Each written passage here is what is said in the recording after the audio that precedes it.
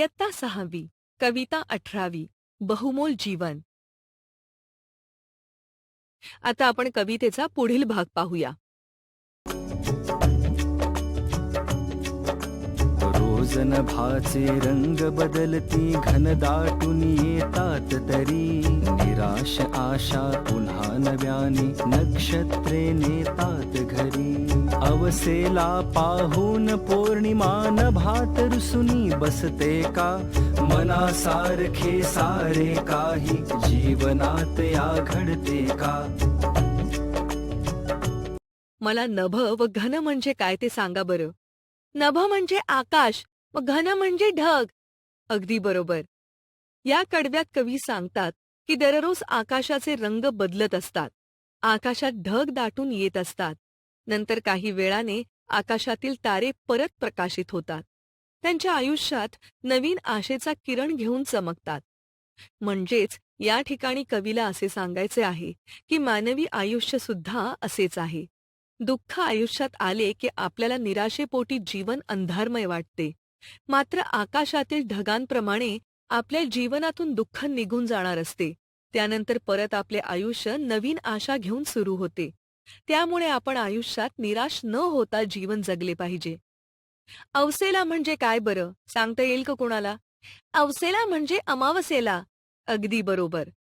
पुढे कवी सांगतात की अमावस्येच्या दिवशी चंद्र दिसत नाही. त्यामुळे त्या गोष्टीचा राग मनात धरून पौर्णिमा कधीच रागवत नाही किंवा रुसून बसत नाही. जशी पौर्णिमा येते तशी अमावस्या पण येणारच. म्हणजेच यावरून आपल्याला लक्षात घ्यावे लागेल की कायम चांगली परिस्थितीच लाभेल असे नाही. मात्र ज्या आपल्या इच्छा आकांक्षा आहेत त्या पूर्ण होत नाहीत, म्हणून आपण निराश न होता आयुष्याकडे खुल्या मनाने बघितले पाहिजे. जे समोर येईल ते स्वीकारले पाहिजे. आता आपण कवितेचे शेवटचे कडवे पाहूया. सुख दुःखाची ऊन सावली येते जाते राग नको. संकटास लीलया भिडावे आयुष्याचा त्याग नको. बहुमोलाचे जीवन वेड्या कुणास फिरूनी मिळते का मनासारखे सारे काही जीवनात या घडते का.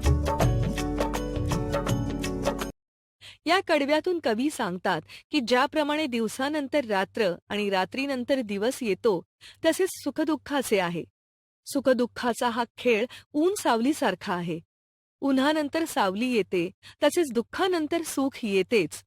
त्यामुळे आपण निराश न होता जीवनात पुढे चालले पाहिजे.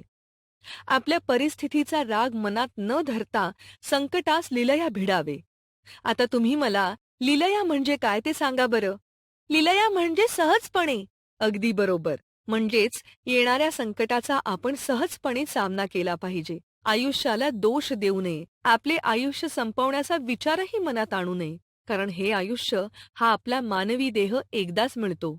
त्यामुळे आनंदीपणाने सहजपणे हे आयुष्य आपण जगले पाहिजे. अशा प्रकारे या कवितेतून कवी असा संदेश देतात की आपले जीवन हे मौल्यवान आहे.